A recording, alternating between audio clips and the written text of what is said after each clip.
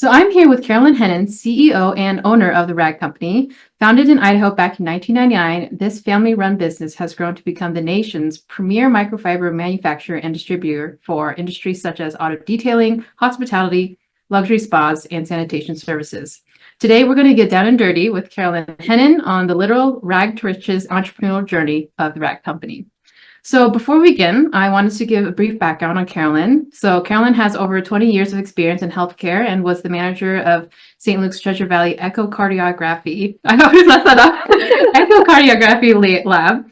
And she earned her undergrad in healthcare management at Franklin University and later her executive MBA at Boise State University in 2016. Yes. Carolyn, thank you for coming. Yes, I'm happy to be here, especially with you, Joanna. Thank you. I would love to start off with the story on how you and Jeff, the co-owner, and your husband bought the rag company, because your brief bio, purchasing a rag company, seems quite unconventional, right? Yeah. So could you kind of share what was happening in your lives at that time, why you chose to purchase the rag company and what your expectations were? Well, it's funny because Jeff and I have had a lot of different adventures in our life. And we were musicians on the road for 12, 15 years. And so you learn a lot about customers and business and things like that. Hadn't gotten to school yet, but we were always interested in business and how to make it better.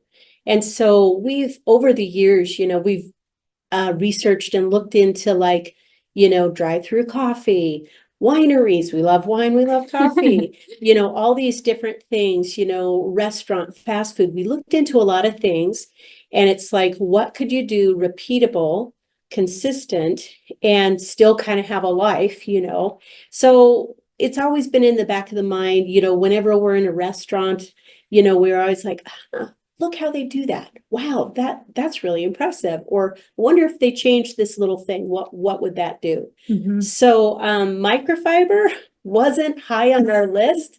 I honestly wasn't even quite familiar. I guess I knew, I had some of those towels in my house. And we actually had a friend who did cleaning houses. And she said one of her customers was having some very significant health issues, and she wanted to sell the business to her. And she's like, I don't have time. I don't want to do this, blah, blah, blah, blah. And so we're like, microfiber. Huh. Well, do you think she'd talk to anybody outside her family? And she's like, I don't know, but I'll ask. Mm-hmm. So long story short, this person actually started the rag company in 1999. When we didn't meet her until after we met her husband. We looked at the books, didn't make a lot of sense. We looked in her garage. She was on hospice, so we weren't able to speak with her till just right after purchasing the business.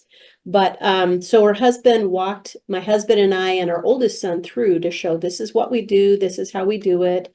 They had 2 huge desks full of paper files. And we weren't planning on buying a business at the time, but we're like, oh my gosh, this is our chance to try something. And so we actually didn't even have the amount of money they were asking for. We said, this is all we have. We don't want to insult you. Would you be willing? And he said, well, that will probably cost my, cover the cost of my inventory that I have in a shed. But he's like, I've got to talk to the boss. And so he said, I'll call you back tomorrow and I'll let you know what she said. So in about 10 minutes, he calls back and he says, okay, the boss has one question for you. And we're like, okay. She wants to know, are you really going to try to make something of this business? Or are you just going to take the money and run? Like take the inventory and sell it off?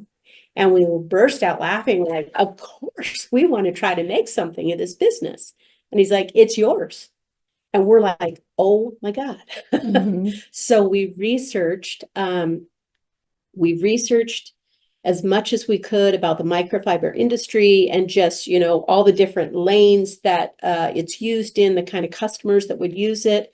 Because again, her file cabinets were full of paper files. Nothing was digitized. So my oldest son had agreed to quit. He had 2 jobs and he agreed to quit and work in our garage. Our younger son had a job, but he kind of did our IT and built computers and those kind of things for us. And he folded towels. But long story short, that's how we got started. So we kind of weren't even sure in the first year because Jeff and I both, we never imagined leaving the careers that we had gone to school for. We thought this would be kind of a side fun thing, like see what we can do, how would we grow this? So that first year was a lot of research. So we sold to janitorial companies, hotels and hospitals. It was kind of surprising. One of the first phone calls that the phone rang in our garage. I was going to work at St. Luke's and my son said, "Wow, look who's calling." And I'm like, he's like, "The Ritz-Carlton in New York." Like, answer it and say hello. And sure enough, she had customers that we had no idea of. We still take care of those 5-star hotels in New York. Mhm. She supplied Tesla motors with some of their claws. She had a lot of different connections that we just weren't aware of till they called. Yeah. And so her big thing was she wanted to provide good quality and great customer service. And so that's what we still try to do today. Mhm. And it took a little over a year, about a year and a half. We bought the business at the end of 2012 and took that first year of learning. We'd work nights and the weekend, and my son would work during the day. I would take all these boxes to the post office on the Aw. weekends, and they're like, "Lady, you're crazy." But in 2014, in early 2014, we had a kind of a pivotal moment. There was a man that called my son up on the phone and he said, "I've been searching for this towel for 5 years." He's like, "I love your company. I love your towels and products, and I'm going to do a video on you, or I'm going to launch a video on you." And so my son's like, "Great. Thank you. Very nice. Not sure who you are, but well, about 2 weeks after that, my husband was up about 3 o'clock in the morning and our website just like started exploding. Mhm. Well, he tried to trace back, where did that come from? And a person called the Junk Man had launched this video it was 15-minute video, the Rag Company, the greatest microfiber in the world. And we were just like, oh my God, the power of media. Mhm. And so our sales, we had just gotten our first shipping container from Asia. And so we had planned it to last for 3 months, didn't last till the end of the month. We're like, oh my gosh. So we both knew it's like, okay, sales had skyrocketed up like this. How do we keep it from going, how Mhm. can we just like soften the blow and keep the momentum? And so my oldest son's background is video and film. He had gone to film school for a year. He's been doing video since he was a kid. So we're like, okay, we got to figure this out, and he early social media at that time, he's much more in tune than we are. And so we started, and he loves cars. He's like a car encyclopedia. So with this being the Junk Man's video was about auto detailing.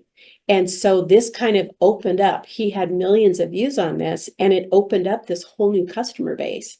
And so it was, exciting for my son and just exciting for us because we're like, wow, we had no idea about this world of auto detailing. Mhm. And so actually now that is our biggest segment of our business, both for our regular retail site, our wholesale site.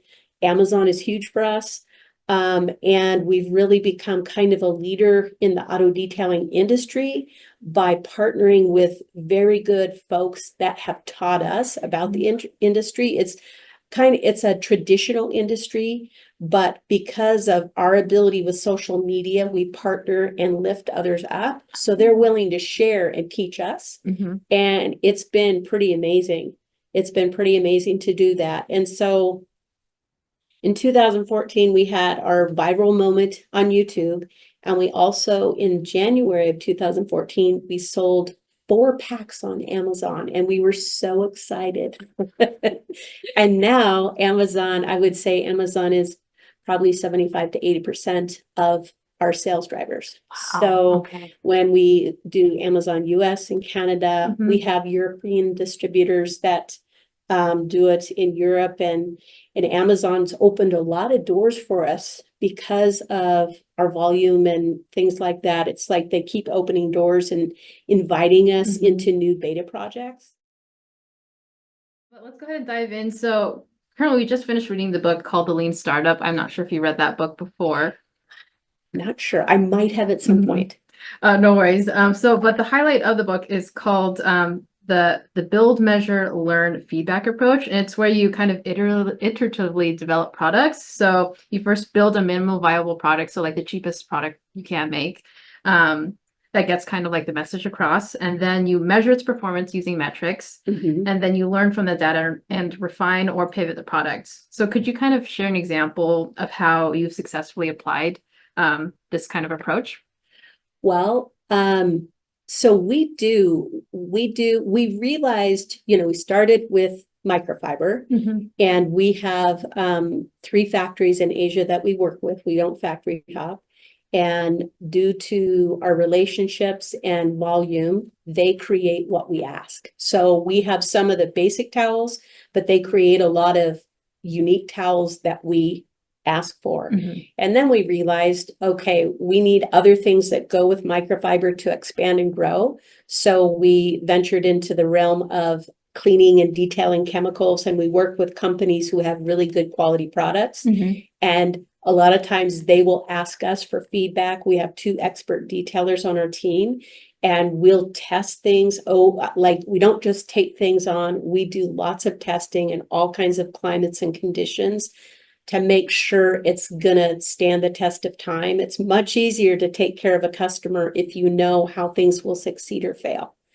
And then more recently, in the last couple of years, we started to manufacture and develop accessories of our own. We have different tools and brushes, and my husband will first are you solving a problem? Is there a need for this problem? What customer base would use this?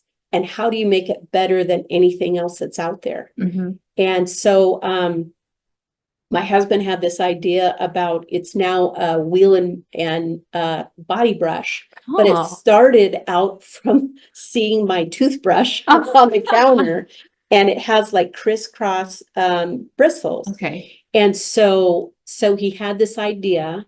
So we worked with one of our factories and one of our detailing experts, and explained, it's like, okay, so this tool is different than all the other products out there because it's working whether it's moving forwards or backwards because of the shape of the bristles. So we had the factory, build a base prototype and tried the pattern of bristles in different ways. We always like things to be ergonomic, so the handle is set up ergonomically. So we had these molds, and the different types of bristle makes a big difference because you don't want to scratch a vehicle, even their wheels and tires. And so we had several iterations of this. How we test, we don't like to put something out to the customer until it's proven to us. So we have it tested with our team. We have a lot of different detailers and people that like to do those things on our team. We have a program called Grambassadors. So they're people who kind of highlight on social media things for us.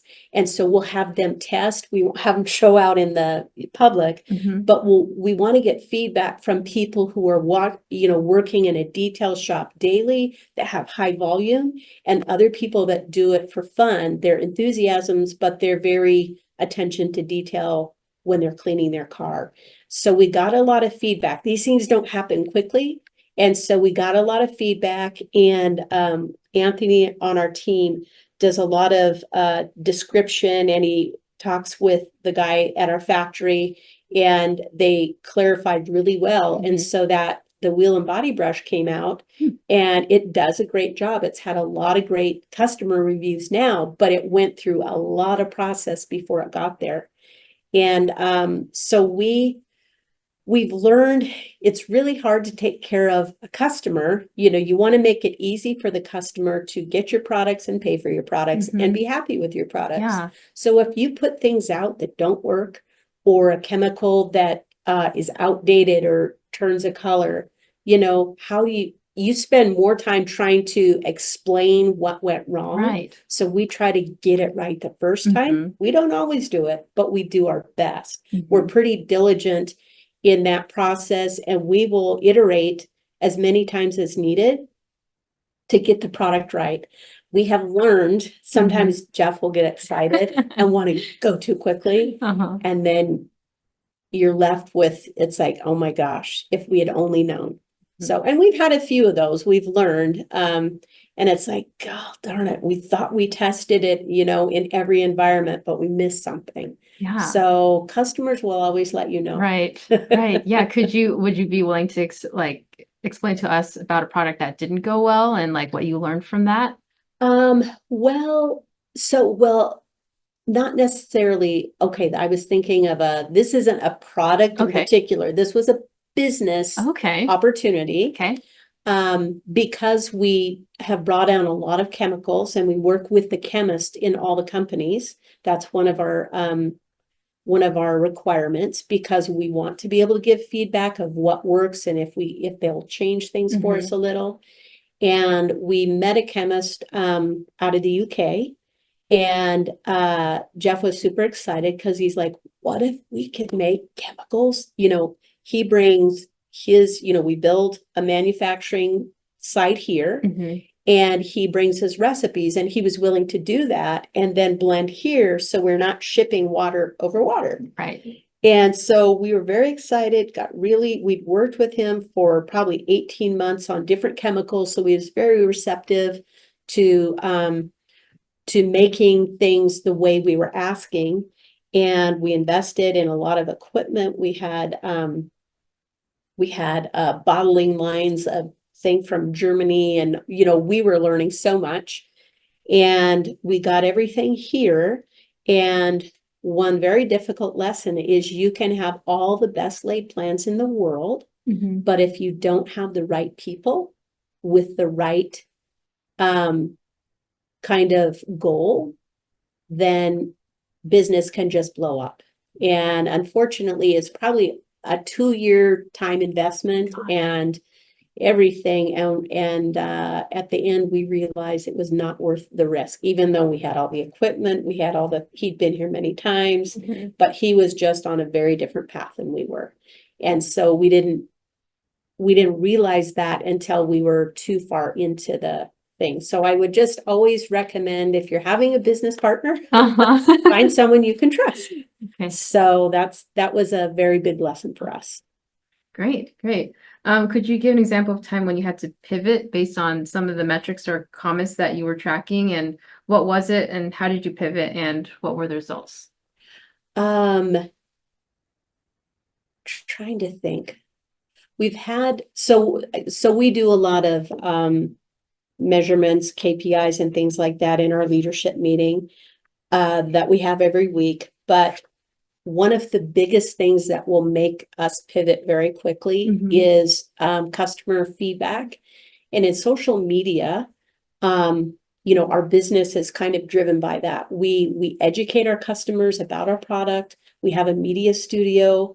We have 12 people that work on, YouTube videos, Instagram, all of our marketing, all those things.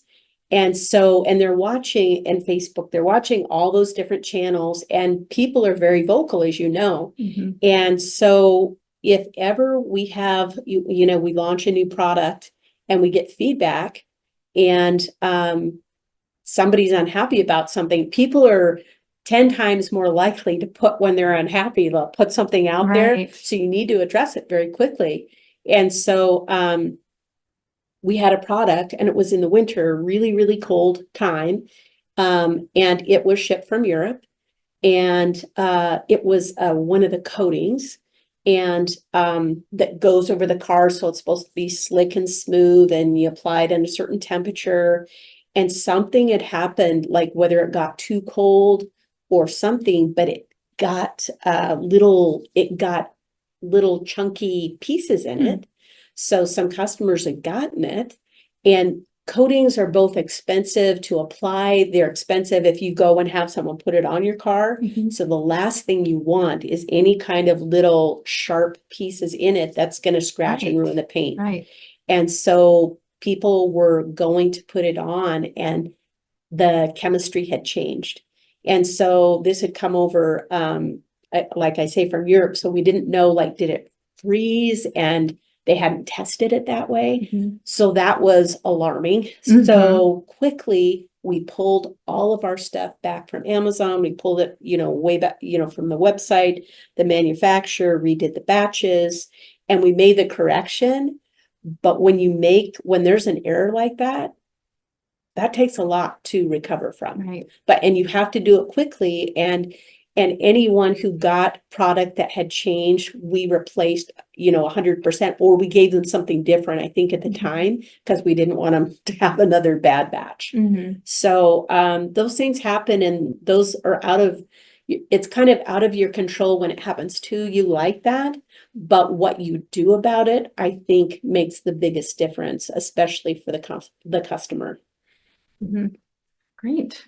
So you talked a little bit about getting customer feedback. So how do you keep yourself informed, and like what are some insights that come from customer feedback, and how do you evaluate which ideas to pursue and which to discard? So it's a good thing that our team has grown, because Jeff and I used to answer the Oh phone, gosh. and we would take it very personally. So Aw. if somebody had a problem, oh gosh. So we rarely ever answer the phone Mhm. anymore. We have a customer service team. And again, so they take a lot of calls. And then our media and marketing are always watching the social media. Mhm. So the customer service team knows if there is a repeated question or problem or some kind of a trend, they bring it up very quickly and let either their managers know, and in the media and marketing the same way. And so, and also it's like kind of watching out for trends in the Yeah. different industries. Mhm. And so seeing, there are times when a new product will come out, maybe not ours, and it'll have all this big splash and, fancy launch. And so you kind of wait and see, okay, how does the guys on our detailing experts are really, it's kind of fascinating. I mean, they know the chemistry, they're a lot more scientific about Mhm. those things than I have been. And so I've learned a lot from them. But they'll say, oh, they're putting out that chemical. It really has nothing different than, our chemical A. And so they're just kind of advertising it like it's going to do all these different things. But let's wait and see, and then we'll a lot of times purchase and say, okay, is it doing anything different? Yes. Mhm. No. All right, then we're not going to worry about it. And when there are trends, we do try to the team keeps their ears to the ground to know, where's a need, where's a problem to solve, how can we step in and help? Mhm. So Great, good. Well, I read in the Idaho Press article last year that the rag company is dabbling in microfiber towels in beauty and spa industry. And I also saw on your website that you do already have a few products launched on your site. So what steps did you take to validate that business idea? And like, so very early on when we bought the company, mhm. we had like facial cloths, hair turbans, drying towel for personal Mhm. use, and they were actually really, really nice. Oh. We quit shipping them because we were growing in this other area. Oh, okay. And so, but I actually have a lot at home Oh that I gosh. love. And so we always knew, we've just gotten so busy with this other segment. Mhm. We always knew that, I mean, beauty and spa is a huge opportunity, Mhm. market. And so we've actually, I won't say the name, but so we actually have a name, and we've actually done kind of a brand. We worked with somebody to kind of develop the brand of how we would want it to be. So it's kind of on the back burner. we were trying to do things in parallel, but our business has just grown so significantly, we don't have the bandwidth. Okay. We know someday that will happen, and we know where to get the goods and how, we know the quality that can be out there. So we're not carrying it right now, Oh, okay. but it's definitely on the radar. Got it. Got it. So it seems like the Rag Company has a culture of like an innovator's mindset, where a framework that encourages and facilitates continuous creativity and exploration and improvement. And I noticed that the Rag Company is consistently doing something new, whether it's like developing or launching a product or service, building out partnerships, or expanding its online presence. How did you foster a culture of innovation and collaboration within your company, and how do you maintain that? It probably starts from the top. And my husband, Jeff, we run on a business methodology called EOS, Entrepreneurial Operating System. Can't even say it right. EOS. And we've been doing it for about the last 2 years, and it's been a game changer for the business. It's provided infrastructure. It provides feedback from employees in the whole company. And my husband in the structure is the visionary. So he always has a zillion ideas. And we just promote that with everybody where they're, whether they're in the warehouse. We've had some of the best ideas for process improvement from people on the fulfillment line actually doing it. And it's like, why didn't we think of that? Well, they're there, they're thinking of it. So we've promoted that because we've found a lot of times, like we've hired people along the way, like maybe for warehouse fulfillment. And then after a few months found out, oh man, they're really good with computers. We had someone building our website who she was working packing packages. And all of a sudden she's like, oh yeah, I do stuff like that. I'm like, really? We found so many people have all these kind of hidden talents. And if you just get to know and listen, you would be surprised the ideas that come out. And so we'll discuss, because sometimes you have so many ideas, it's like, okay, you need to narrow it in, focus. But we're always encouraging everybody in every different position, how can you improve? The more we can improve, the more we can be creative and efficient, it's going to be better for everybody. So you bought the Rag Company back in 2012 with sales starting at 125,000 the first year. Yeah. To now sales over, I'm assuming like 30 million based on the article I wrote. Yeah. I read. Yeah. Right. We were over that last year. Oh my goodness. Yeah. Gosh. So we're kind of on track, quite a bit ahead of that too. Oh goodness. So. Okay. Well, so what do you think has made the Rag Company so successful? I think it's the people. Mm-hmm.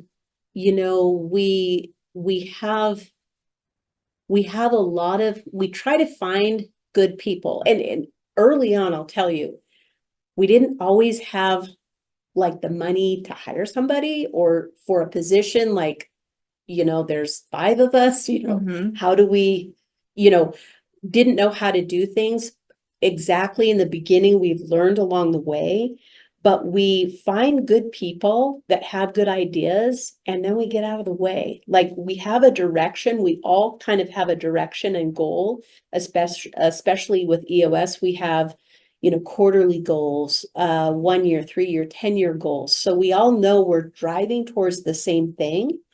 And it's surprising what people can do if you find good people. And again, sometimes you have people and they're not on the same, wavelength or they're just here for a job.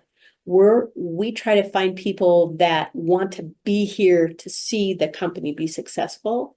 And it's amazing what people will do and kind of where they'll pull from ideas or the extra hard work during whether it's a trade show or, when we have business partners here. It's trying to get the best out of people instead of like kind of stifling, trying to let people grow.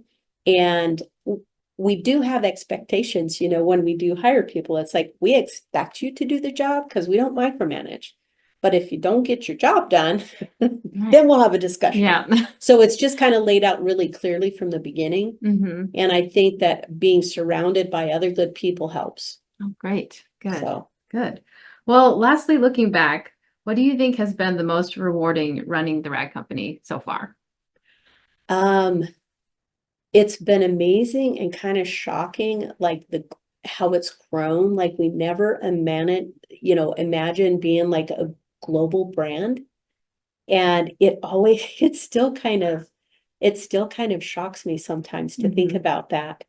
But we have distributors around the world, and the people, again, whether it's our employees, our customers, or business vendor partners, we have the choice to do business and work with people that we want. Sometimes when you're in a big organization, it's hierarchy and numbers and structure, and this is the way it's done, and this is the way we've always done it. So it's really fun to be in a business and say, no, we don't have to do that, because this is a better way. Or we're going to take care of our people first and business will follow. And we're going to take care of our customers. Like, we don't have a sales team. That is something interesting. Yeah, we don't have a sales team. So we have sales guys that take all that comes in, but people are always surprised. We don't make cold calls. We don't take lists. We just don't need that. Right. I should say right now. We don't need that. Knock on wood. Yeah, knock on wood. So I think that by having good products, by education, building trust, because we follow through with what we say, that the business has just gone way beyond what Jeff and I expected. So it's been fun. And it's fun to have our son and our sons, involved. My older son still works in the business and is a critical part of all the things. And my younger son still knows all the statistics of the business. So he keeps an eye on things. But so it's kind of fun to have that all in the family. Oh, great. Good. Is there anything that you wish you could have changed at all? Let's see. Sometimes, well, I guess, we've taken, in order to have things grow the way we have, Jeff and I have taken a lot of risks, calculated risks. So we've done things that other people might not always think were wise, but we've tried to research and do that. And sometimes the stress of that. So I don't know how you run a business without stress, though. Right. You just try to keep it more positive. So you try to keep it more on the positive side. I think, yeah, if there was anything I could change, maybe like the stress level down a little bit. But it's been such a good thing to be able to create an environment. It's like we wanted to make an environment where we would have fun coming to work. And that's what we want everyone else to feel. And so, like, over the years, it was a big goal of ours to be able to provide really good benefits that we got in our big organizations, so we provide dental vision, we pay 100% medical, we do 401k and matching. State doesn't even do that. And we started an incentive program 2 years ago, and it was an experiment. And it's a quarterly incentive program, but everybody benefits. Like, if the company's doing well, everybody benefits. And so we do these things that are kind of risky, but they've been working, again, knock on wood. I love that. And then, so what do you envision the rag company in like the next 5 to 10 years? Well, we have kind of built, with good fortune, a really good leadership team. Jeff and I are trying to work ourselves out of a job. And so we'll always be in it. But we've worked on building up a really good leadership team and infrastructure. And honestly, they do such a good job. Like, we're still part of all the decision making, but they do such a good job and handle all the daily things. And again, we have these meetings every week, so we're always in tune with what's going on. But so in 5 to 10 years, I see those guys just keeping the pedal on the metal, the metal on the Yeah. pedal, however that goes. But it's kind of like a fine-tuned machine, and Mhm. every now and then you got to pull it back on the track. But I just see the continued growth, and with our EOS model, we have 10-year goals, and so everyone kind of knows where we're headed and what we're trying to achieve. So I see the company just getting bigger and better and stronger. Okay, great. And then lastly, as an entrepreneur, like what advice do you have for future entrepreneurs? I would say be persistent, don't give up, be extremely careful who you partner with. And Jeff and I are 100% owners of the company, but we've seen far too many businesses and we've had lots of businesses want to acquire us or want to merge. And we think about it, it seems exciting, it's flattering. And then we're like, if you lose control, that's a huge thing. Mm-hmm. So if you're going to work hard and take the risks and dedicate yourself, just be vigilant about who you partner with or if you partner. So, and just don't, I think being an entrepreneur, you have to not be afraid to take educated risks, and you got to act on it. If you sit back and wait, others will just pass you by. So you kind of just have to get in, get stuff done.